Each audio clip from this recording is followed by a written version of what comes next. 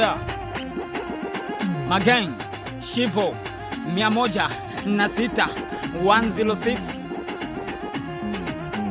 Yeah.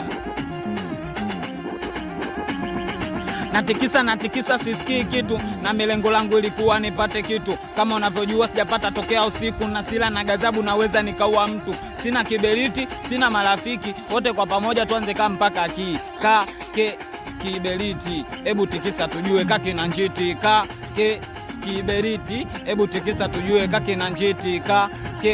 Kiberiti, hebu tikisa tujue kaki na njiti. Kiberiti, hebu tikisa tujue kaki na njiti. Kiberiti, tikisa kiberiti. Oya,